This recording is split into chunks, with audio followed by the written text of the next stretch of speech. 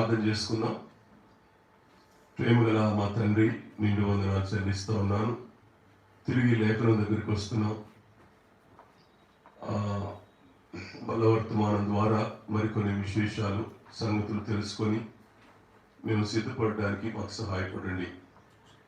ఇదిగో మీ దాసుడు శివనారాయణ గారు అనేకమైన టెస్టులు చేస్తూ ఉన్నారు. దయచేసి మరణకరమైంది ఏది తనను తాకకుండా అన్ని నెగిటివ్ రిపోర్ట్స్ రావడం ద్వారా మేము ప్రత్యేకంగా నీ దాసురాలు కుటుంబం సంతోషించినట్లు మీరు సహాయపడండి. నీ దాసుడు భాస్కరరావు గారు చనిపోయారు ప్రభులో. ఆయన బిడ్డలందరినీ, ఆయన భార్యను, ఆయన బిడ్డలను మీరు ఓదార్చండి. వారి కన్నీళ్లు తుడిచి వారిని బలపరచండి. అలాగే ప్రతి కొరకు కృతజ్ఞత చెల్లిస్తూ ఉన్నాను. అతడు సంవత్సరం దీవించబడినట్లు కృప చేయండి. సాయంకాలం ఆన్లైన్ సండే స్కూల్ ప్రోగ్రాంలో అనేక మంది పిల్లలు ఆయా స్థలాల్లో వారు కూర్చొని ప్రోగ్రాంని వీక్షించడం ద్వారా వారి జీవితాలను సరిచేసుకోవడానికి నీ వాక్యపు ఆ ప్రవాహంలో నుండి వారు తాగుతూ వారు సేదతీరునట్లు మీరే సహాయం చేయండి. బిడ్డల్ని ఆనందడోలికలతో నింపండి. క్రీస్తు ఐశ్వర్యాన్ని, క్రీస్తు ఆనందాన్ని వారిలో నింపండి. లేఖనం ద్వారా మాట్లాడి తృప్తిపరచండి. యేసు ప్రభు నామములో ప్రార్థిస్తున్నాను తండ్రి, ఆమేన్. చాలా సహవాసాలలో ఆరాధన వర్తమానం ఉండదు. కీర్తనలు పాడి, కీర్తనలు ఒక అధ్యాయము వాళ్ళు సిద్ధపరచుకున్న చదివి వాళ్ళు లేచి నిలబడి పాట పాడుతూ ఆరాధన చేస్తారు. అదొక విధానం. కొన్ని సహవాసాల్లో ఆరాధన అనేది తెలియని కూడా తెలియదు. కానీ కొన్ని సహవాసాలలో ఆరాధన అనేది ఉంది. మన సహవాసాల్లో ప్రాముఖ్యంగా ప్రతి ఆదివారం ఆరాధన వర్తమానం, బల వర్తమానం రెండు ఉంటాయి. ఆరాధన వర్తమానం యొక్క ఉద్దేశం ఏంటంటే, యేసుక్రీస్తు ప్రభు వారు మన దేవుడైతే ఆయన గుణ లక్షణాలు ఏంటి, కేవలం ఇక్కడ ఏమీ ఉండదు. ప్రభువును గూర్చి మాత్రమే చెప్పడానికి, ప్రభు దైవత్వాన్ని మాత్రమే వెల్లడి చేయడానికి, ప్రభు దేవుడు అని రుజువుపరచడానికి మాత్రమే మనం ఆరాధన వర్తమానాన్ని చెప్పుకుంటాం. ప్రభు అర్థం కాకుండా జీవితంలో క్రైస్తవులంగా కొనసాగలేము. కాబట్టి మొట్టమొదట క్రైస్తవుడు అని పిలువబడిన వాడికి ప్రభు దైవత్వం తెలియాలి. ప్రభు దైవత్వం తెలిస్తేనే ప్రభువును వెంబడిస్తాం కానీ, రేపు పరలోక రాజ్యానికి వెళ్ళడం కానీ ఏదైనా జరుగుతుంది. సో ప్రభు చేసిన కార్యం కానీ, ప్రభు కానీ మనకు తెలియకుండా మనం క్రైస్తవులు అనబడం. ఇది ఆరాధన వర్తమానంలో మనం ప్రతి ఆదివారం నాడు పరిశుద్ధ దినం మనం ఖచ్చితంగా ధ్యానం చేస్తాం. కొన్ని వందలు, కొన్ని వేలు యుగాల నుండి ఈ ఆరాధన ఆయన గురించి మనం చెప్పుకుంటున్న తరగని ఘనిది. కాబట్టి దేవుడు ఎంత శ్రేష్ఠుడో, ఎలా విమోచకుడో, ఎందుకు విమోచించాడో 7 సంగతులు బాబు చెప్తున్నప్పుడు మరి సంతోషం వేసింది. మరి బలవర్తమానం ఎందుకు? ఆ ఒక్క మాట చెప్పి ముగించవచ్చు కదా అని అనుకుంటాం. కానీ దీన్ని బలవర్తమానం అని, హెచ్చరిక వర్తమానం అని మనం పిలుస్తాం. ఎందుకు ఈ బలవర్తమానం, హెచ్చరిక వర్తమానం అంటే, దేవుడు నీకు అర్థమైన తర్వాత నీ జీవన విధానంలో దేవుని ఎలా మహింపరచాలో నీకు తెలియకపోతే, ఆ దేవుని కొరకు బ్రతకడం అనేది నువ్వు నేర్చుకోకపోతే, ఆ దేవుని ఘనపరచడం అనేది నీకు చేత కాకపోతే నువ్వు క్రైస్తవుడు కాలేవు. ప్రభు తెలిసినంత మాత్రం కాదు, ప్రభు ఉద్దేశాన్ని భూమి మీద నెరవేర్చేవాడే క్రైస్తవుడు. అది నేర్పేది బల్ల వర్తమానం. అది హెచ్చరిక చేస్తుంది. ఎక్కడెక్కడ తప్పిపోతున్నామో అక్కడ హెచ్చరిక చేస్తుంది. అందుకని దాన్ని హెచ్చరిక వర్తమానం అంటాం. బల దగ్గరికి వచ్చేటప్పుడు మనల్ని మనం విమర్శ చేసుకుని వచ్చి బలలో చేయి వేసి రక్త మాంసాలు పూజిస్తాం. అందుకని దాన్ని బలవర్తమానం అని, దాన్ని హెచ్చరిక వర్తమానం అనే పేరుతో మనం పిలుచుకుంటాం. ఏదేమైనా దేవుడు ఒక్కడే తెలిస్తే కాదు, దేవుని కొరకు బ్రతకడం నేర్పేది హెచ్చరిక వర్తమానం. దేవుని కొరకు బ్రతకడం నేర్పేది. ఈ రెండు విషయాలు ఎప్పటికప్పుడు సంఘానికి అర్థం కావాలి. చాలా మంది క్రొత్త వాళ్ళు జాయిన్ అవుతున్నారు కాబట్టి వాళ్ళ మేలు కొరకు ఈ మాటలు నేను మీతో చెప్తున్నాను. వాళ్ళ మేలు కొరకు ఏదో ఒక కీర్తన చదివించి లేచి నిలబడి పాట పాడితే ప్రభు గుణ లక్షణాలు అర్థం కావాలి, లేఖనాల నుంచి చెప్పుకోవాలి మనం. అందుకనే ఆరాధన వర్తమానం. ఈ రెండు విషయాలు మనకు అర్థం అవుతే దేవుని మనం చక్కగా ఆరాధిస్తాం. రండి, నేను బాబు చెప్పిన వర్తమానాన్ని ఎక్కడ డిస్టర్బ్ చేయకుండా, అసలు ఆగిపోదాం అన్నంత సంతోషం వేసింది నాకు. కానీ చెప్పుకోవాలి కదా బలవర్తమానం. ఇక్కడ బాబు చేసిన వర్తమానాన్ని కొంచెం ముందుకు నేను కొనసాగిస్తాను. చూడండి, విమోచించబడిన వారి కొరకు ఇప్పుడు మాట్లాడుతున్నమాట. విమోచించబడిన వారి కొరకు మాట్లాడుతున్నమాట. పౌలు కొరింథీయులకు రాసిన 2వ పత్రిక 11వ అధ్యాయంలో అద్భుతమైన ఒక సంఘటన చెప్పాడు. మీరు చూడండి, 11వ అధ్యాయంలో 2వ కొరింథీ పత్రిక 11వ అధ్యాయం 1, 2, 3 వచ్చిన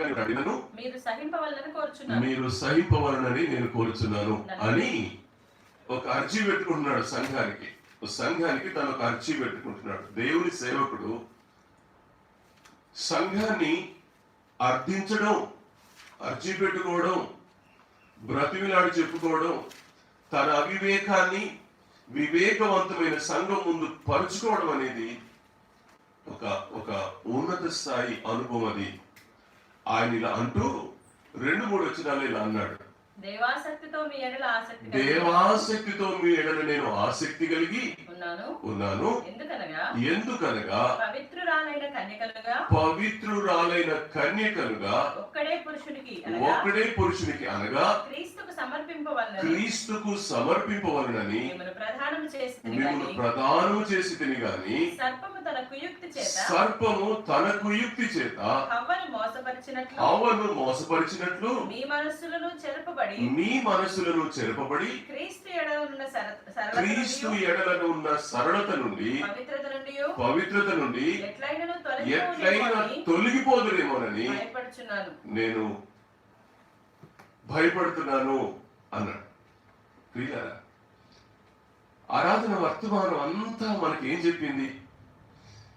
ఎందుకు విమోచించాడు ప్రభు, ఎక్కడ ప్రారంభించబడింది, ఎక్కడ లోపం జరిగింది అనే సంగతులు బాబు ఏదేను వనంలో నుండి మనకు చూపించాడు. ఆదాముల జీవితాల్లో నుండి చూపించాడు. పౌలు గారు అదే మాటను ఎత్తిపట్టి ఇక్కడ రాస్తాడు. అదే మాటను ఎత్తిపట్టి ఎంత బాగా చెప్తున్నాడనంటే, అంతటి పరిశుద్ధులైన దేవుని కుమారుడు, లూకాసు వార్తలో 3వ అధ్యాయం చూస్తే ఆదాము దేవుని కుమారుడు అని రాయబడింది. దేవుని కుమారుడిని పాపంలోకి దింపిన అపవాది సాతాను ఎంత కుయుక్తిపరుడో ఈ భాగంలో ఆయన తిరిగి జ్ఞాపకం చేస్తా ఉన్నాడు. ఆ రోజు ఇద్దరిని శపించాడు. అవను శపించాడు, ఆదామును శపించాడు, పామును శపించాడు, సర్పాన్ని కూడా శపించాడు. మీరు ఒక అద్భుతమైన సంగతి ఏంటంటే, శపించిన మాట వాస్తవమే, కానీ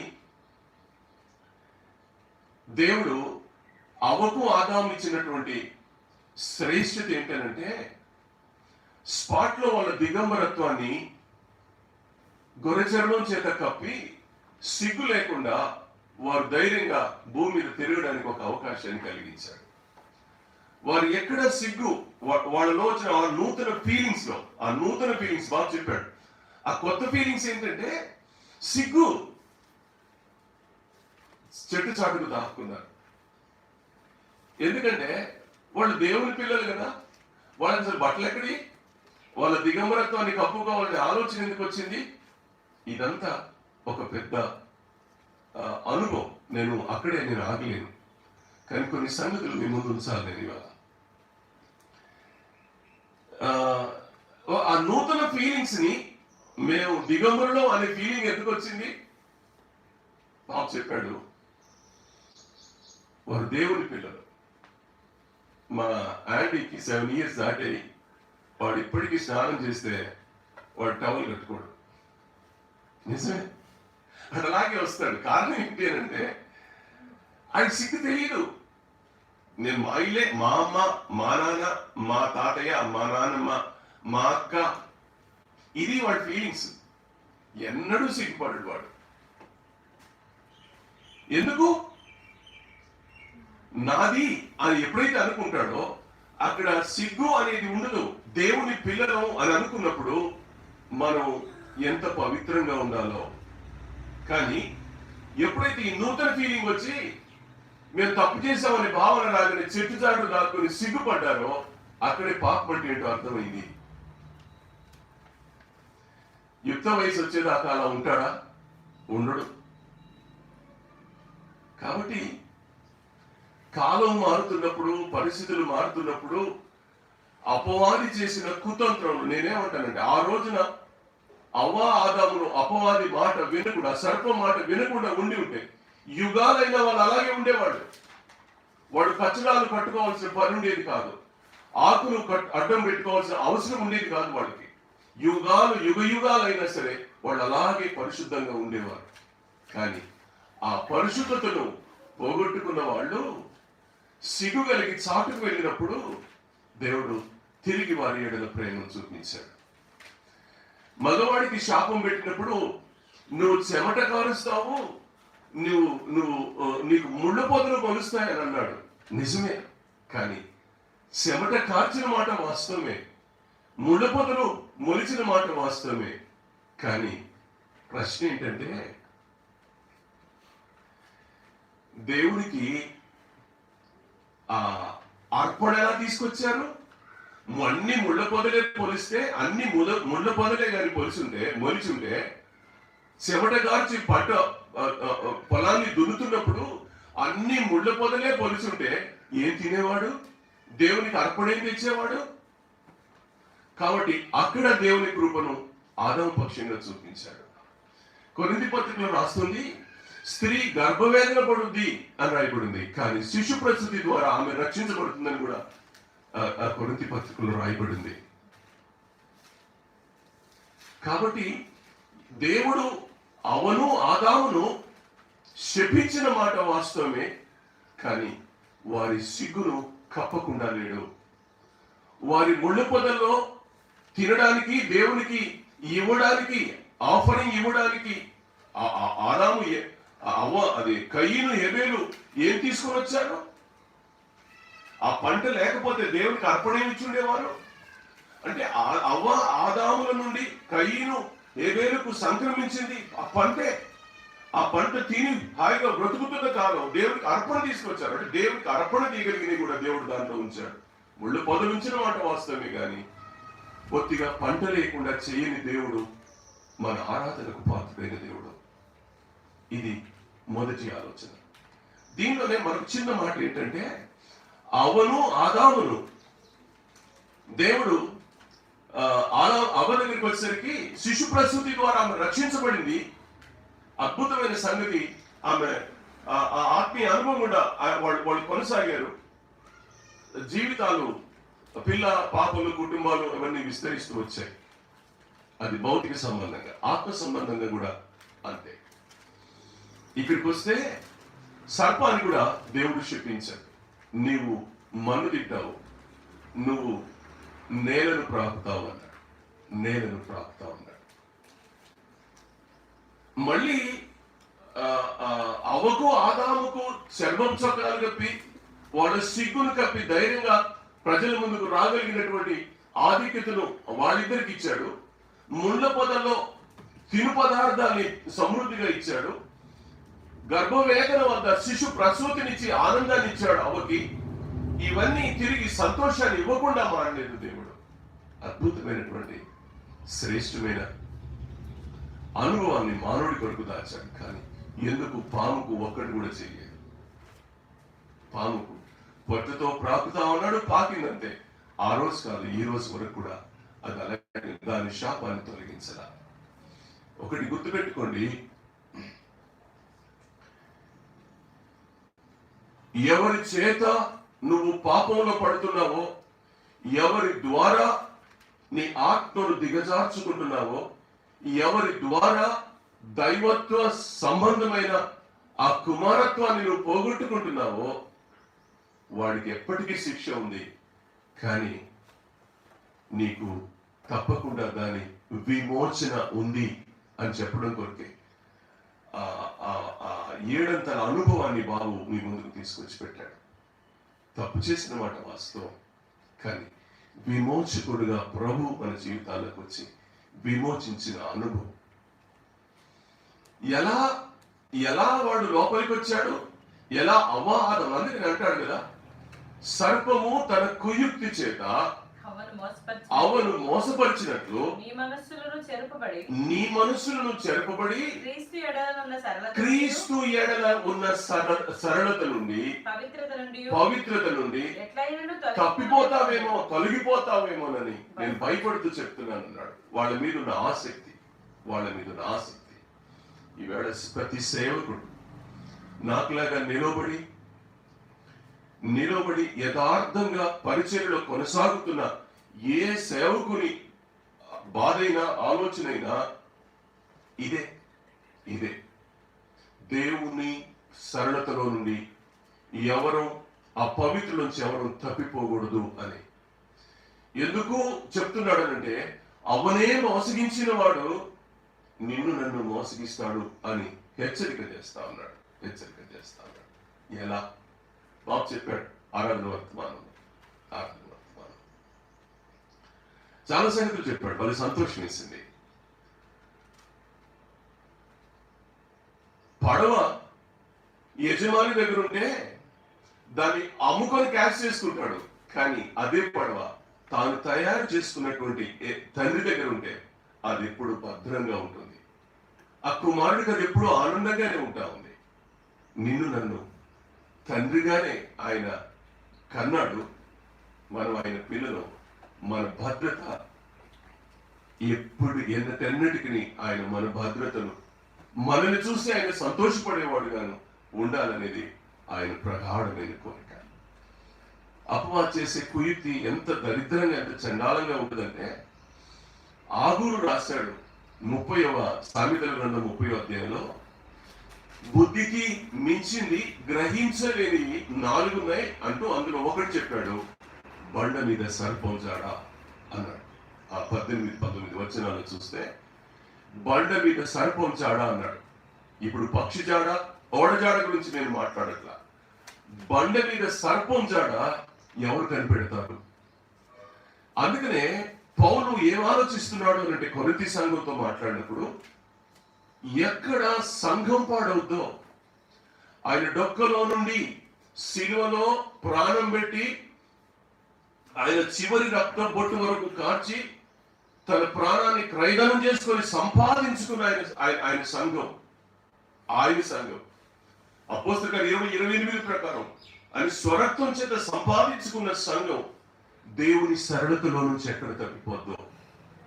దానికి ఉన్న విశేషత ఏంటంటే, సంఘం ఒక్క పురుషుడైన యేసుక్రీస్తుకు ప్రదానం చేయబడిన కన్యక అంటాడు. అక్కడ ప్రదానం చేయబడిన కన్యక దేవుని కొరకు, నా ప్రియరక్షకుడైన యేసుక్రీస్తు ప్రభు వారి కొరకు ప్రదానం చేయబడిన కన్యక ఎవరు అంటే దేవుని సంఘం. నువ్వు నేను.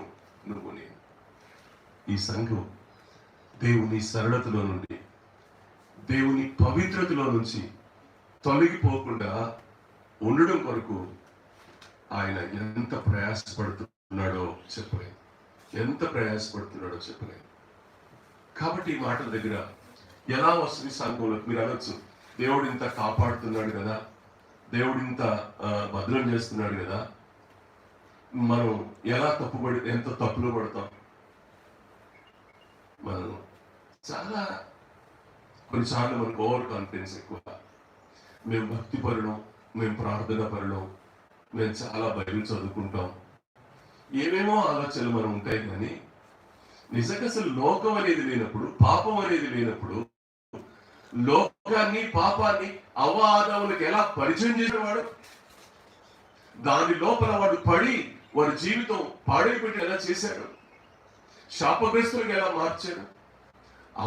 ఆదాములు లోకం అంటే తెలియకుండా, పాపం అంటే తెలియకుండా, చీకటి అంటే తెలియకుండా ఉన్నటువంటి వారినే ఏమార్చిన అపవాది నిన్ను నన్ను ఏమార్చడా.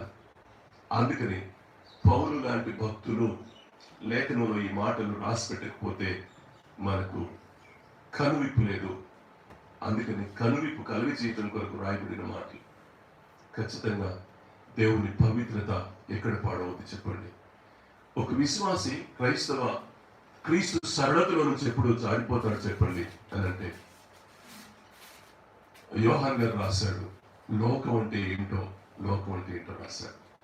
లోకం అంటే 2వ అధ్యాయం రాస్తాడు. మొదటి యోహాన్ పత్రిక 2వ అధ్యాయంలో లోకం అంటే 15వ వచనంలో లోకములో ఉన్నదంతా దానికంటే పై వచ్చిన చూడమ్మా, ఈ లోకమునైనను ఈ లోకములో ఉన్న వాటినైనను ప్రేమింపకుడి, ఎవడైనను లోకమును ప్రేమించిన యెడల తండ్రి ప్రేమ వాళ్ళు సరళతలో నుంచి తండ్రి ప్రేమకు దూరం అయింది. అందుకని రిడీమర్ వచ్చి సమీపస్తులు, దూరమైన వాడు సమీపస్తులుగా ఉండడం కొరకు ఏర్పాటు చేయబడిన పదం అది. పాపం చేసి లోకంలోకి వెళ్ళి అపవిత్రుడైన వాడు దేవునికి దూరం అయిపోయాడు. కానీ ఈ రిడీమర్ వచ్చి ఏం చేశాడంటే సమీపస్తునిగా మార్చుకున్నాడు. అప్పుడే చెప్తాడు 16వ వచనంలో ఆ మాట. లోకం అంటే ఏంటో అర్థం చెప్పాడు.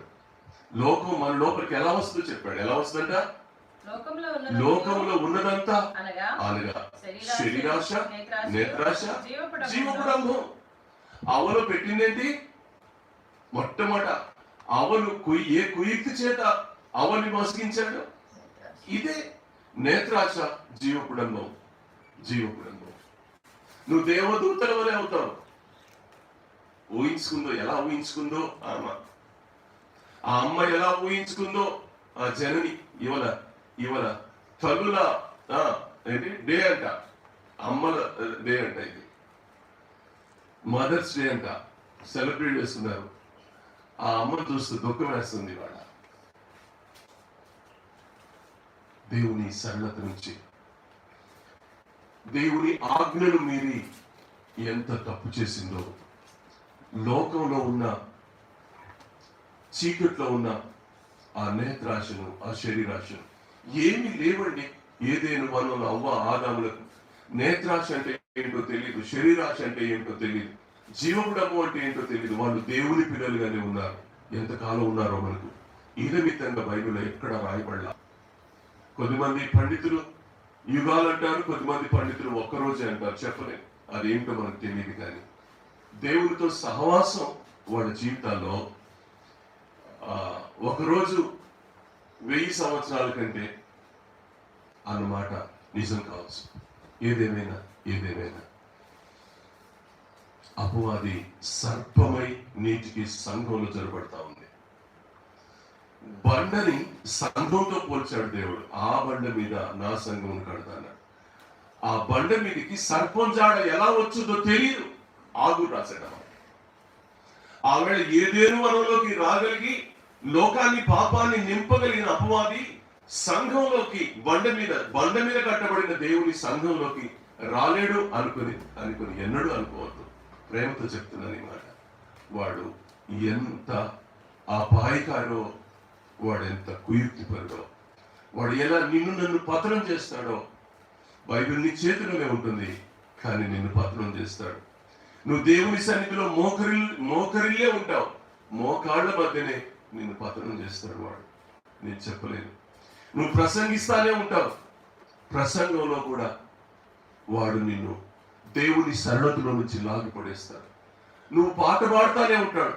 కానీ ఆ పాటలో నీ దేవుడు నీలో నింపిన పవిత్రతను లాగి పడేస్తాడు వాడు. ఎంత ప్రమాదమో చెప్పలేను. అందుకని విశ్వాసి ఎప్పటికప్పుడు జాగ్రత్త పడాలి. పౌలుకు తెలియదండి, అరేబియా దేశానికి వెళ్ళి 3 సంవత్సరాలు ప్రభు స్వయంగా నేర్పితే ఎన్ని పాఠాలు నేర్చుకొని వచ్చాడో. మూడవ ఆకాశానికి వెళ్ళి ఉచ్చరింప శక్యం గాని ఆ శ్రేష్టమైన పదాలను విన్నవాడు, అద్భుతమైన దివ్యమైన దర్శనాన్ని చూడగలిగిన వాడు అంటాడు. రోమిలకు రాసిన పత్రికలో భలే మాట్లాడతాడు. మీరు చూడండి 7వ అధ్యాయం 18వ వచనం 19. రోమిలకు రాసిన పత్రిక 7వ అధ్యాయం 18-19 వచనాలలో నా యందు అనగా నా శరీరమందు మంచిది ఏదియు నివసింపదని నేను ఎరుగుదును. మేలైనది చేయాలనే కోరిక నాకు ఉంది కానీ దాన్ని చేయటం నాకు వల్ల కావడం లేదు. ఎందుకంటే నేను శరీరంలో ఉన్నాను, శరీరంతో నేను నింపబడ్డాను. నేను ఆత్మానుసారమైన మనిషినే కావచ్చు గాక, కానీ నాలో ఉంది శరీరం. ఆ శరీర నియమం నన్ను పాప నియమంలోకి నెడతా ఉంది. నేను తద్వారా ఏమవుతానో తెలియదు. మంచి చేయాలనుకుంటాను, నేను చేయలేకపోతాను. నేను కొంచెం ముందుకెళ్ళి నేను పాటే పాడుతున్నాను కదా, నేను వాక్యమే చెప్తున్నాను కదా, నేను బైబిలే చదువుతున్నాను కదా, నేను మోకాళ్ళ మీద నుండి ప్రార్థన చేసుకుంటున్నాను అని అనుకుంటున్నాను. ఏదైనా వనమంతా అదే అనుభవం, ఏదైనా వనమంతా అదే అనుభవం. కానీ ఏదైనా వనంలో ఉన్న అనుభవాన్ని లాగిపడేశాడు వాడు. నన్ను కూడా లాగుతాడు. సంఘంలో ఏం చేస్తాడో తెలియదు. యవనస్తులకు చేతులు చూడని చెప్తున్నారు, జాగ్రత్తగా ఉండండి. ఏ విశ్వాసి అయినా దేవుని సరళత నుంచి కానీ, దేవుడు మనకు అనుగ్రహించిన పవిత్రత నుంచి కానీ ఎన్నడూ దిగజారిపోవద్దు అని నేను ప్రేమతో మనవి చేస్తున్నాడు. భయం వేసింది ఆ టైంలో, ఆయనకు భయం వేసింది.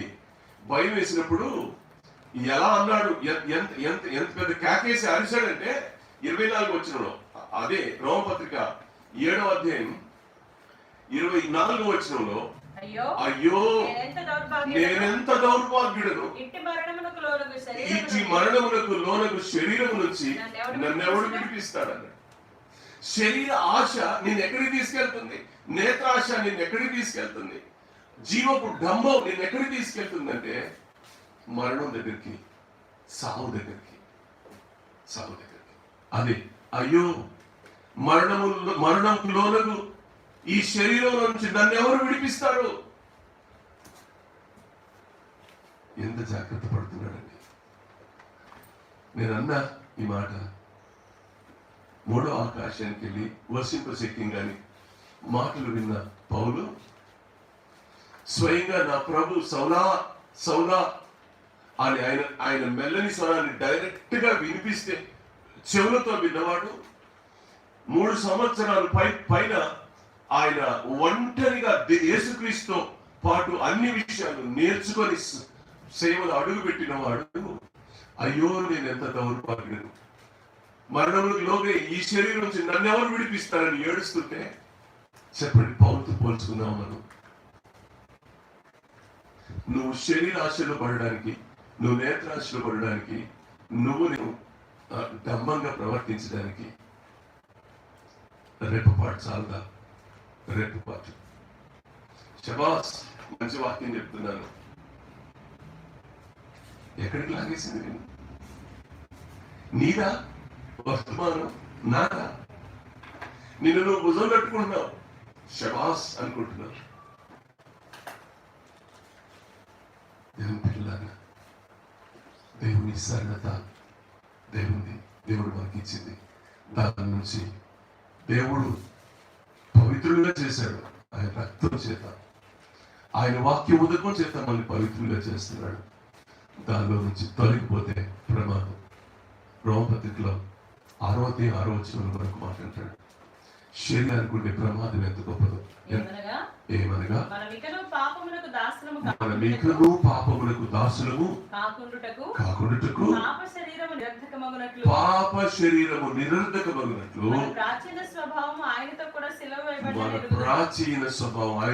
సిలువ వేయబడిందని ఎరగాలి. విశ్వాసి ఏమి ఎరగాలి?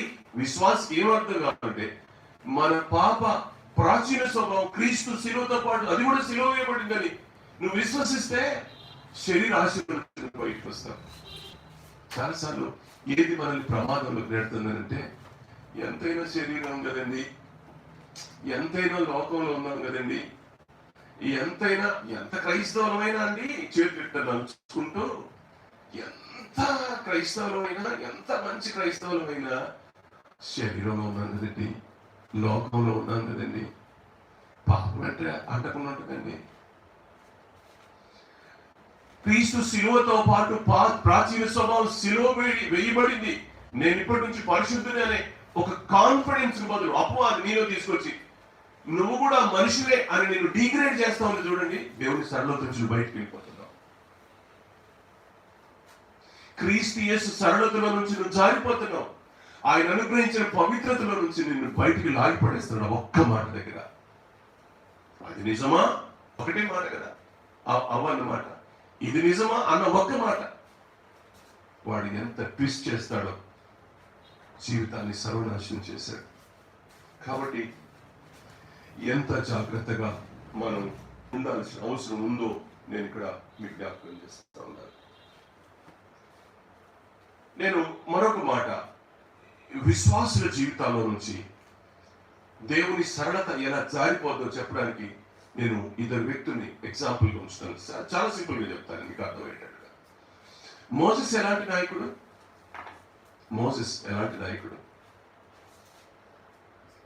దివ్య సుందరుడుగా పుట్టినప్పుడే దివ్య సుందరుడు. అతను శత్రువే ఏం చేయలేకపోయాడు.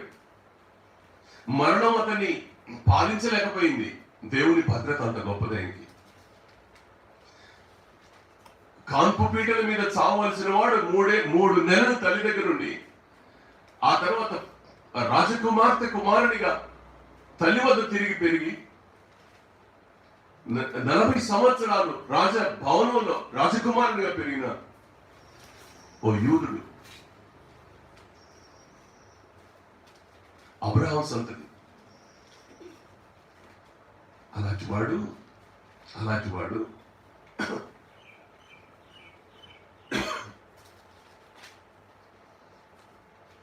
స్టెఫెను ఆయన గురించి రాసి చాలా సంగతులు రాశాడు. చాలా సంగతులు ఉన్నాయి, నేను వివరంగా చెప్పడం కష్టం. కానీ ఉదాహరణకు చిన్న క్లారిఫికేషన్ మాత్రం ఇవ్వడం కొరకు ఈ మాట చెప్తున్నాను.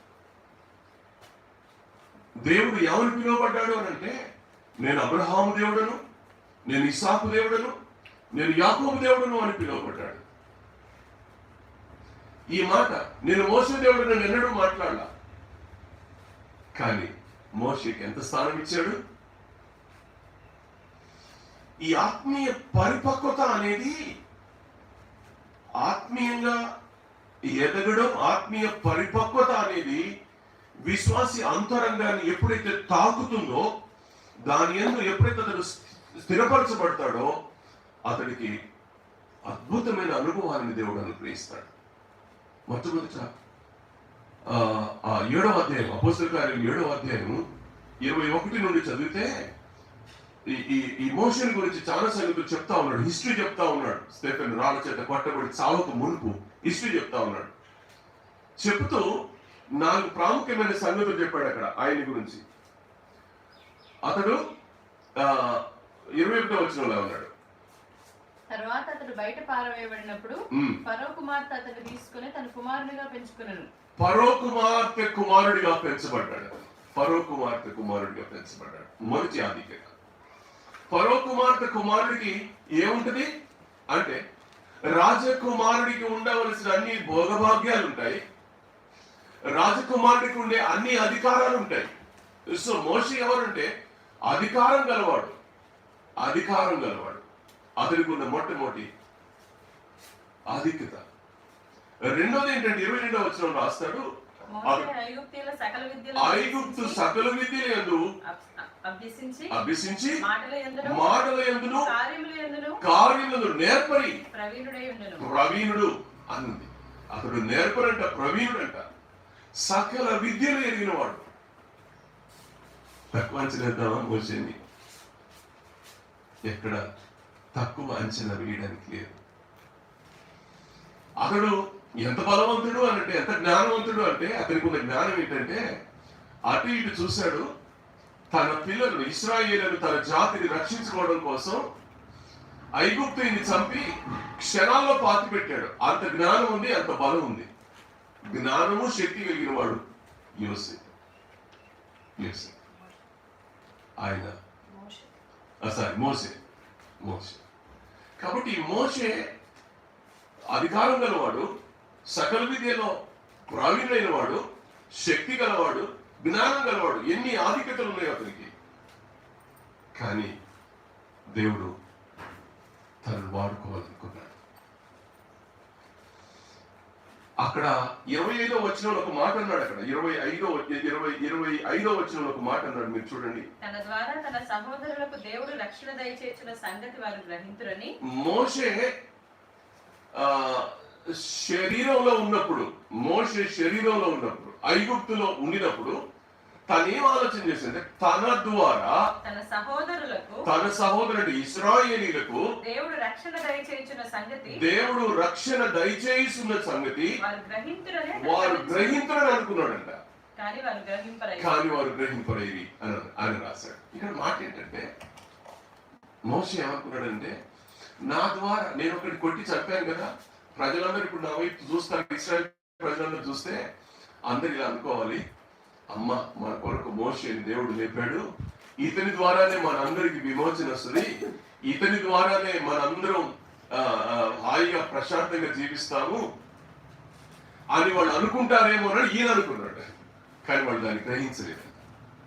నువ్వు అనుకునేది ప్రజలు గ్రహించాలని ఏం లేదు, గుర్తుపెట్టుకోండి. నువ్వు అనుకున్నది అనుకున్నట్టుగా ఎదుటి వారు గ్రహించాలని ఎక్కడ ఉండదు. నువ్వు అనుకోగానే సరిపోదని దేవుడు అనుకుంటే సరిపోతుంది. నిన్ను గ్రహించినట్టు దేవుడు చేయాలి, నిన్ను అంగీకరించినట్టు దేవుడు చేయాలి. నేను సేవకుని అనుకుంటే కాదు, నువ్వు సేవకుడు అవునా కాదని గ్రహించినట్టు దేవుని సంఘాన్ని ఆయన నింపాల. దేవుని సంఘం అప్పుడు మా సేవకుడు అంటారు వాళ్ళు. దేవుడు నీ అంతటి నువ్వు నిలబడి నేను కూడా దేవుని సేవకుని అంటే సంఘం గ్రహించదు సుమా, దేవుడే వారికి గ్రహింపు ఇవ్వాల. ఇశ్రాయేలీయులు గ్రహిస్తారని అనుకున్నాడు కానీ వాళ్ళు గ్రహించలేదు. ఎందుకంటే దేవుడి వారికి వాళ్ళకి దేవుడిచ్చే సమయం. ఆ తర్వాత ఐగుప్తుని చంపిన సంగతి ఫరోకు తెలిసి ఎవరు అనేసరికి మోషే బయటపడ్డాడు. అది ఎందుకో తిరిగి భయం అయింది, పారిపోయించాడు. ఏం చూస్తున్నావు ఈ రెండు విషయాలు? అధికారం గలవాడు, విద్య గలవాడు, శక్తి గలవాడు, జ్ఞానం గలవాడు ఇప్పుడు ఏమవుతున్నాడు అంటే పారిపోతున్నాడు. ఎందుకు పారిపోవాల్సి వచ్చింది? అపవాది నువ్వు ఎప్పుడైతే స్వార్థంతో ఆలోచిస్తావో, నీ అంతటి నువ్వు లీడర్గా ఉండాలని నువ్వు ఆలోచిస్తావో, ఎప్పుడు దేవుడు ఇవ్వని ఆధిక్యతను మోషే కోరుకున్నాడు. అంటే మోషే ఒక స్వార్థంతో నింపబడ్డాడు. ఆ రోజున తన మనసులో ఊహించేసుకున్నాడు, ప్రజలందరూ నన్ను లీడర్గా చూస్తే బాగుంది, వీళ్ళందరికీ నేనే విమోచుకున్నాను అనుకున్నాడు. కానీ దేవుడు దానికి ఒప్పుకోలే. దేవుని పద్ధతి వేరు, మానవ పద్ధతి వేరు. సంఘాన్ని నడిపించే నీటి నాయకులు దేవుని పద్ధతుల్లో సంఘాలను నడిపించాల.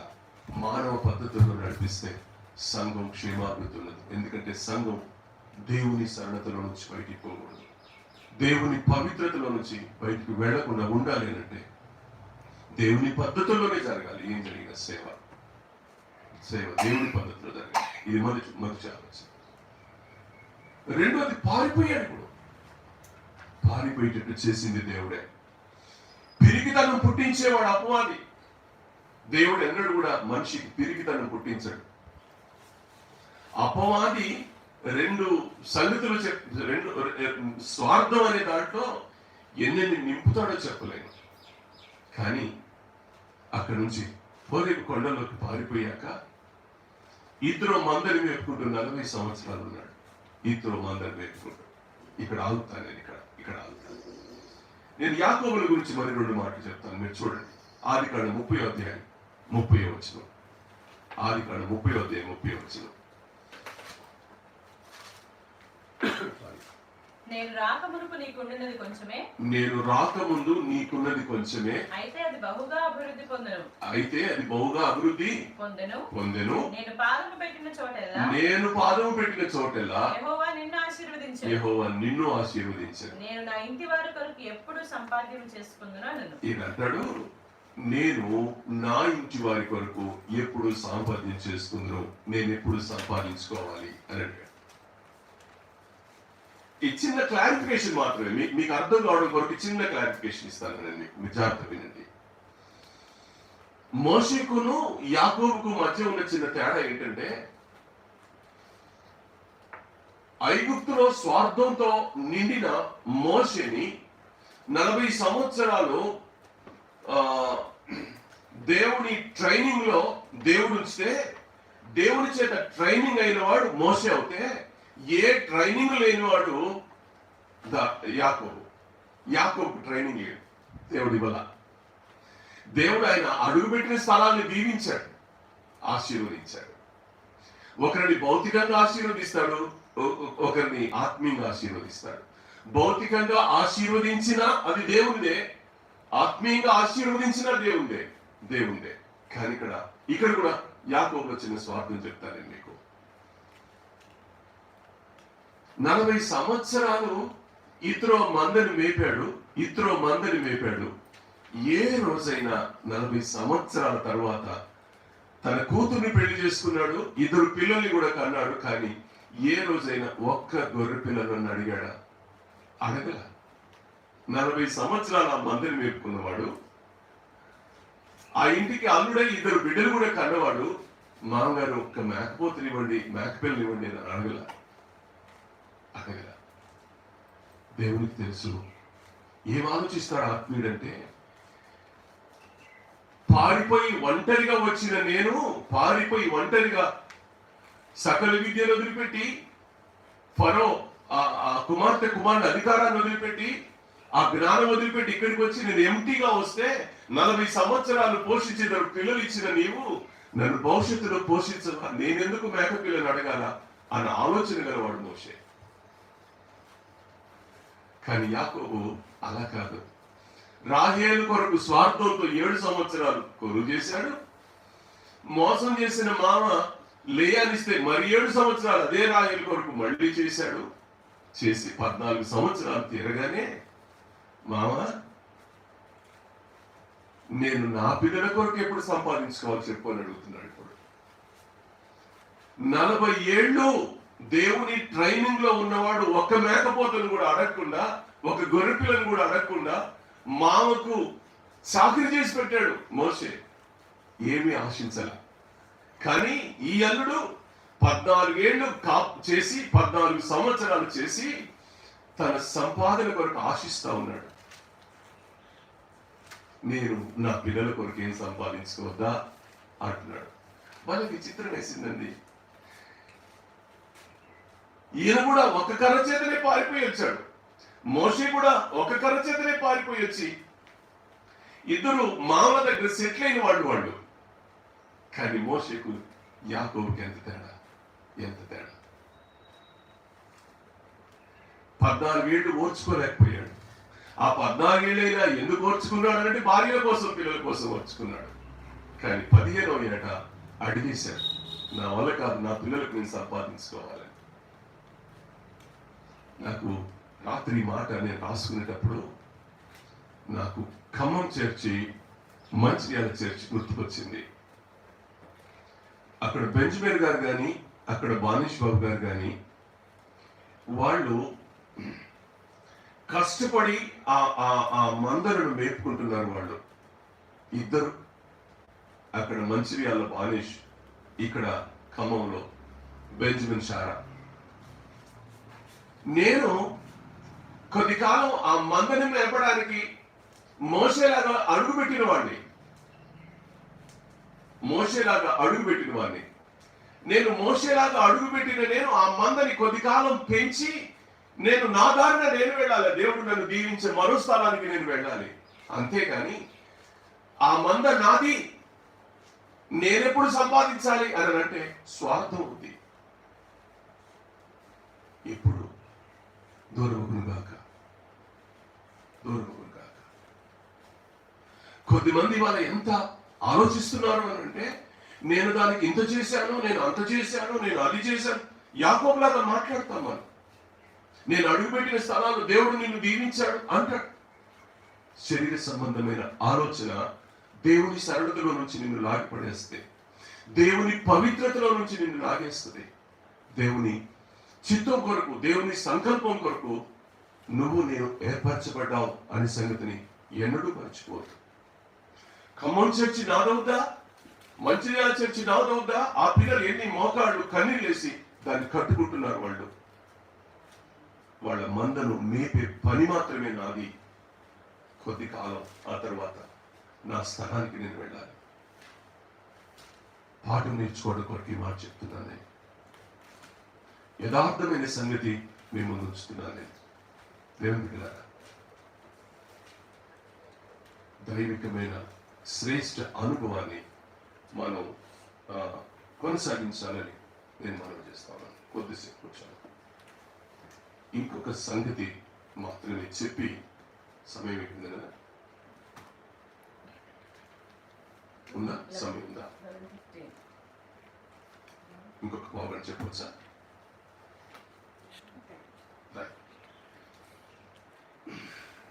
ఇక్కడ నేను మరొక సంగతి నేను మీతో చెప్పి ముగిస్తాను. మరొక సంగతి, అసలు ఈ భాగం మనం ఎందుకు ధ్యానం చేసుకుంటున్నాం? దేవుని సరళతలో నుండి పవిత్రులైన కన్యక, ఒకడే పురుషునికి ప్రదానం చేయబడిన ఆ కన్యక దేవుని సరళతలో నుంచి, దేవుడు అనుగ్రహించిన పవిత్రుల నుంచి ఎక్కడ జారిపోద్దని కదా ఆయన బాధ. నేను చేతులు జోడించి మీ అందరితో ఒక మంచి సందర్భాన్ని మీ ముందు ఉంచుతా. చూడండి, ద్వితీయోపదేశకాండం 22వ అధ్యాయంలో. మీకు చాలా మందికి తెలుసు, తెలియని వాళ్లకు ఇది చాలా ఉపయోగకరంగా ఉంటుంది. మీరు చూడండి, 23 నుండి 27వ వచనం దాకా, 22వ అధ్యాయం ద్వితీయోపదేశకాండంలో 23వ వచనం నుంచి 27వ వచనం వరకు 2 సందర్భాలు ఉన్నాయి. మీరు చదవకండి, నేను చెప్పేస్తాను. అక్కడ ఒక ఊరుంది, ఒక పొలం ఉంది. మీరు ఆ తర్వాత చదువుకోండి. ఒక ఊరుంది, ఒక పొలం ఉంది. ఆ పొలంలో ఒక కన్యక ఉంది, ఊర్లో ఒక కన్యక ఉంది. ఆ కన్యక ప్రదానం చేయబడింది, ఈ కన్యక ప్రదానం చేయబడింది. ఆ కన్యక ప్రదానం చేయబడింది, ఈ కన్యక ప్రదానం చేయబడింది. ఇద్దరు ప్రదానం చేయబడిన కన్యకలే. కన్యక, ప్రదానం చేయబడిన కన్యక అంటే దేవుని సంఘం. దేవుని సంఘం. ప్రేమతో చెప్తున్నాను, ఎప్పుడు ఈ సంగతిని మర్చిపోద్దు. ఇప్పుడు ఊర్లో ఉన్న కన్యక ప్రదానం చేయబడిన కన్యక, పొలంలో ఉన్న కన్యక ప్రదానం చేయబడిన కన్యక. ఇద్దరు కన్యకలే, ఇద్దరు ప్రదానం చేయబడ్డవారే. కానీ ఈ ఊర్లో ఉన్న కన్యకను పాడు పని చేసి ఆ కన్యకను పాడు చేసేవాడు ఇక్కడున్నాడు. అదే పాడు చేసేవాడు పొలంలో ఉన్నాడు. 2 మాటలు మీ ముందు ఉంచుతున్నాను. ఒకడే పాడు చేసేవాడు, ఒకడే వాడు పాడు చేసేవాడు. అవను ఆదామును పాడు చేసిన వాడే సంఘాన్ని పాడు చేస్తున్నవాడు.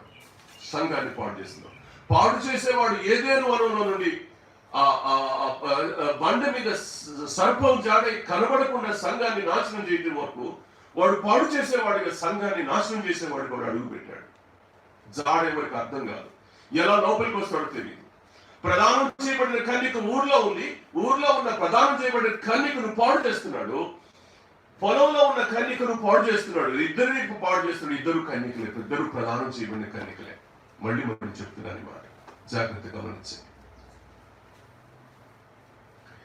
అయితే ఇక్కడ రాయబడిన మాటలు ఏంటంటే, ఊర్లో ఉన్న కన్యక, ప్రదానం చేయబడిన కన్యక, వాడు పాడు చేస్తా ఉంటే, పాడు చేసేవాడు వచ్చి పాడు చేస్తా ఉంటే కనీసం అరిసి కేకలు పెట్టల.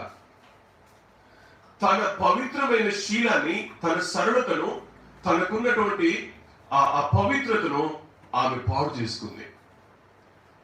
కేకీల, అయ్యో నన్ను రక్షించండి, పాడు చేసేవాడు వచ్చి నన్ను పాడు చేస్తున్నాడు అని అన్న ఒక్క మాట కూడా అరవదు. ఎక్కడుంది? ఊర్లో ఉంది. ఊర్లో ఉంది. ఇంటి పక్కన ఇల్లు లేదా? ఊర్లో చిన్నాళ్ళు లేడా, పెదనాళ్ళు లేడా, అన్నయ్య లేడా, అక్కయ్య లేదా? ఎవరు లేరు. ఊర్లో పాడు చేయబడుతూ పాడు చేయవాడికి సహకరించిన ప్రదానం చేయబడిన కన్యక ఆ భాగంలో మనకు కనబడుతుంది. రెండో మాట ఏంటంటే పొలంలో ఉంది కన్యక, ఈమె కూడా ప్రదానం చేయబడిన కన్యక. ఈమె దగ్గరికి వెళ్ళి ఆమెను పాడు చేస్తా ఉన్నాడు. కానీ అక్కడ ఆమె కేకలు వేసింది, అక్కడ రక్షకుడు లేకపోయింది కనుక. రాయబడిన మాట, పొలం కనుక ఊరు బయట ఎక్కడో ఉంది,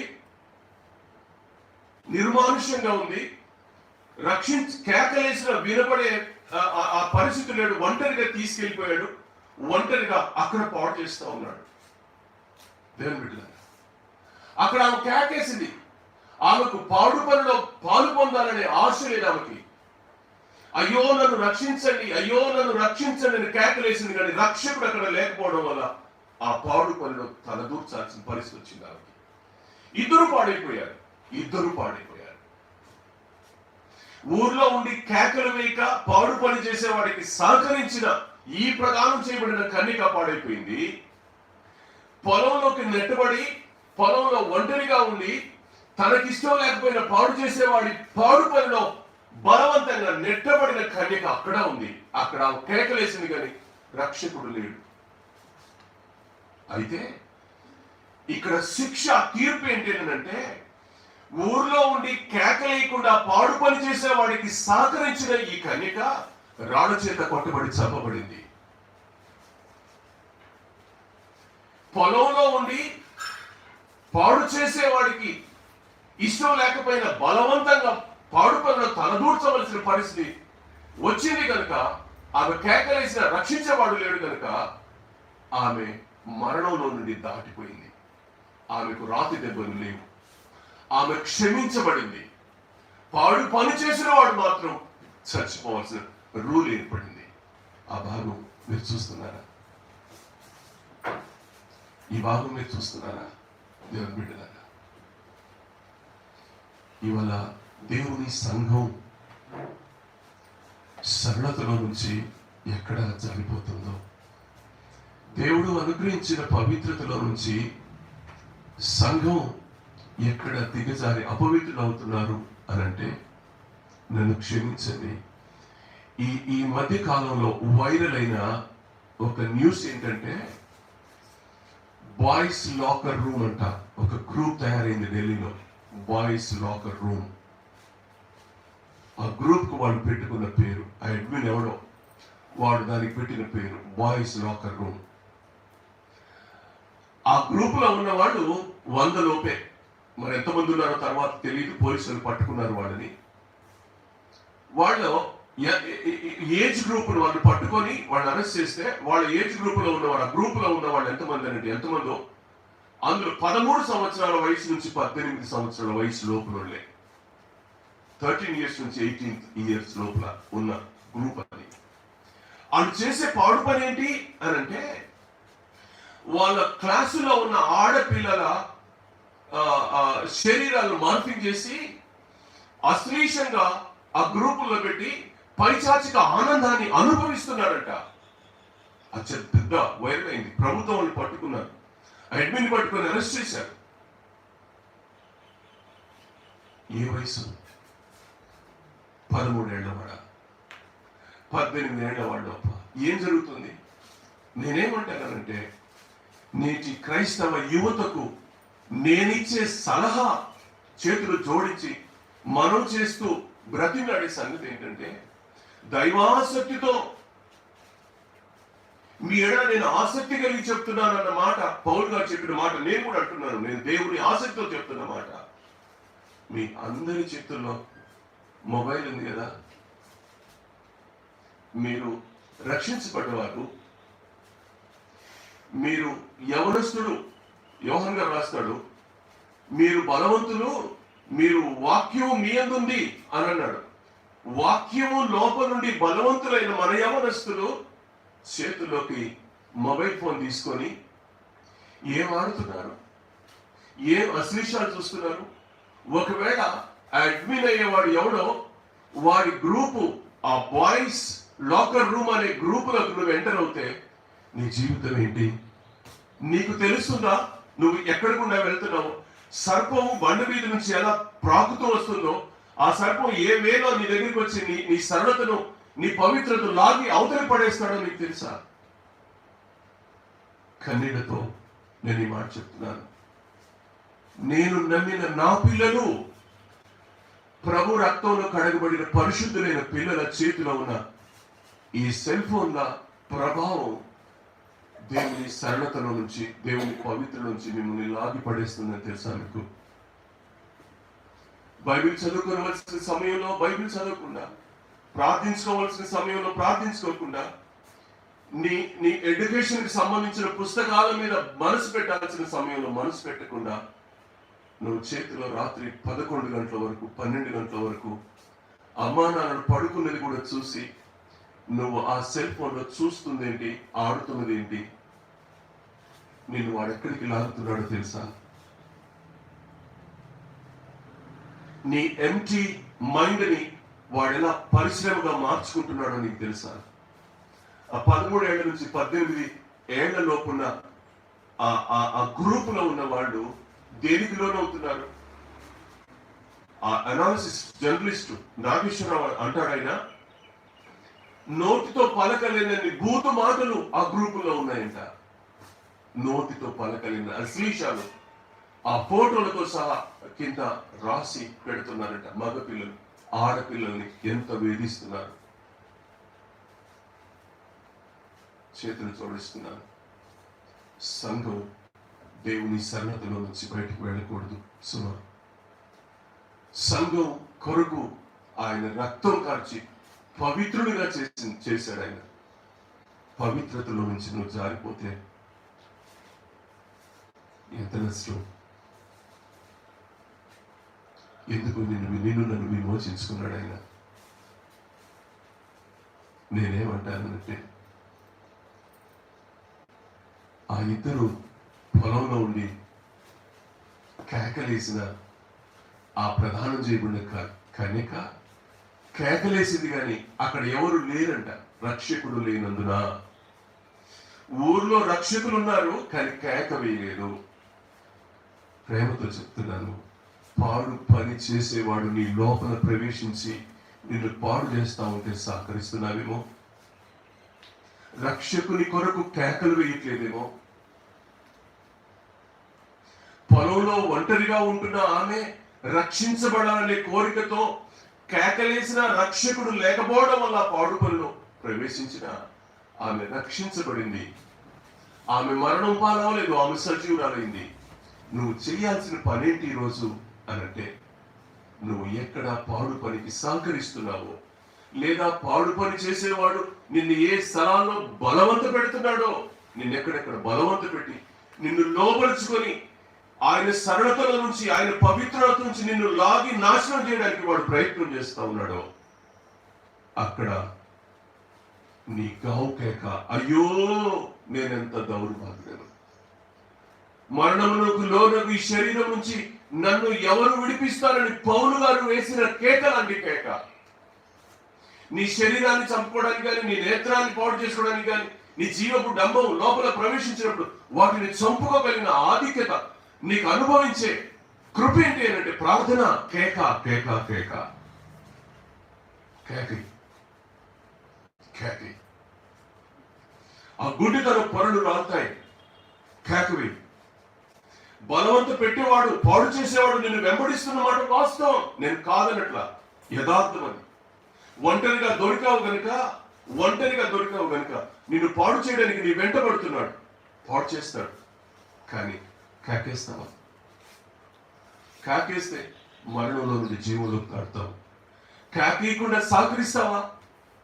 వాడితో పాటు నువ్వు కూడా నాశనం అవుతావు. వాడెప్పటికీ నాశనమే. వాడు నాశనం అనే గోతిలో దిగబడవలసిన వాడే. కానీ ఈ పరిస్థితుల్లో మన సంఘం, క్రీస్తు సంఘం, ఆయన కల్వరి రక్తంలో ప్రోక్షించబడిన సంఘం, ఆయన విమోచించబడిన సంఘం ఎంత పవిత్రంగా ఉండాలో దేవుడు ఏం కోరుకుంటున్నాడు? నిన్ను విమోచించింది ఎందుకు? విమోచించబడిన వాని కొరకు నువ్వు బ్రతికి చూపించడం కోసం. పాడు చేసేవాడు ఇక్కడ కూడా నిన్ను వెంటబడతాడు. ఏదేను వనంలో అవాదామును వెంటబడ్డవాడు ఇక్కడ కూడా నీతో వెంటబడతాడు. పడడు అని చెప్పడాలా. కానీ నీకొక రెమెడీ ఏంటంటే, గొర్రెల కాపరులకు మీ కొరకు రక్షకుడు పుట్టాడని ఆ రోజే వర్తమానం వచ్చింది. నశించిన దాన్ని వెతికి రక్షించడానికి గొర్రెపిల్లగా వచ్చినవాడు నీ కొరకున్నాడు. కాకపోతే ఈరోజు ఆ రక్షకుడు నీ కళ్ళ ముందే ఉన్నాడు. నిన్ను రక్షించడానికి ఈ రోజు కూడా చూస్తూనే ఉన్నాడు. నువ్వు కేకలేసిన అనుభవంలోకి నువ్వు రా. దేవుడు నిన్ను తప్పకుండా క్షమిస్తాడు. ఆయన సరళతనిస్తాడు. పోగొట్టుకున్న పవిత్రతను తిరిగిస్తాడు. మరణంలో నుండి నిన్ను జీవంలోకి దాటిస్తాడు. శ్రేష్టమైన ఆత్మీయ అనుభవాల్లో అంతస్తులో నిన్ను నింపుతాడు. దేవుడు నీకు అనుగ్రహించిన పవిత్రతలో నుంచి నువ్వు ఎన్నడూ జారిపోవద్దని మనసా వాచ కర్మణ దేవుని సేవకునిగా బ్రతిమలాడి నేను మీతో ఈ మాట చెప్తున్నాను. దేవుడు మిమ్మల్ని దీవించును గాక. నీ కొరకు రక్షకుడు స్థిరంగా ఉన్నాడు. స్థిరుడైన వాని రక్షణ నీకు అందాలంటే నువ్వు ఈరోజు పాడు చేసేవాడు నీ దగ్గరికి వస్తున్నప్పుడు సహకరించకుండా కేకలి దేవుడు నిన్ను తప్పకుండా దీవిస్తాడు. దేవుడు మిమ్మల్ని దీవించును గాక. తలలు వంచండి, ప్రార్థన చేసుకుందాం. తలలు వంచండి, ప్రార్థన చేసుకుందాం. ప్రేమ గల మా ప్రియ తండ్రి, నిన్ను వందనాలు చెల్లిస్తా ఉన్నానయ్యా. ఏం చెల్లించి రుణం తీర్చుకోను. నీవు మా విమోచకుడు. ఏడంతల విమోచన భాగ్యాన్ని మీరు మాకు ఇవ్వడానికి ఇష్టపడుతున్నారు. ఇష్టపడి మరి విమోచించారు. కానీ విమోచించబడిన తరువాత మమ్మల్ని పవిత్రులుగా చేసి నీ సరళతలో మమ్మల్ని భద్రం చేస్తూ ఉండగా దాన్ని పాడు చేసుకోకుండా ఉండడం కొరకు మేమేం చేసి బ్రతకాలో మాకు నేర్పాం. పాడు చేసేవాడు బండ మీద సర్పం జాడవలే ఎక్కడి నుంచి లోపలికి వస్తాడో తెలియదు. మోషేని పాడు చేయి చూసినవాడు, యాకోబును పాడు చేయి చూసినవాడు స్వార్థం అనే దాని చేత మేము ఆ స్వార్థం అనే పైచాచిక ఆనందంలో నిండిపోయి దేవా మేము అపవిత్రులో కాకుండానట్లు మీరు కృప చూపుదురు గాక. మీరిచ్చిన ఈవుల వెంట, మీరిచ్చిన ఆశీర్వాదాల వెంట మా జీవితాలను మేము నెమ్మదిగా ప్రభువా ఆత్మను ఫలించే వారంగా, ఆత్మయందు స్థిరులం కదలని వారంగా ఉంటూ నీ యందు మేము శాశ్వత జీవాన్ని పొందడానికి సహాయం చేయమని, పాడు చేయుచున్నవాని పాడు పనుల వద్ద కేకలు వేసే శ్రేష్ఠ అనుభవాన్ని మాకు ఇచ్చి ఆ రక్షణ భాగ్యం నాకు మాకు మా అందరికీ దయచేయమని యేసు ప్రభు నామములో ప్రార్థిస్తున్నాను తండ్రి. ఆమేన్. పరమ తండ్రి కృప, ఆయన కుమారుని శ్రేష్ఠ ప్రేమ, ఆయన పంపిన ఆదరణకర్త యొక్క అన్యోన్య సహవాసం సదా మనకు తోడైండును గాక. ఆమేన్.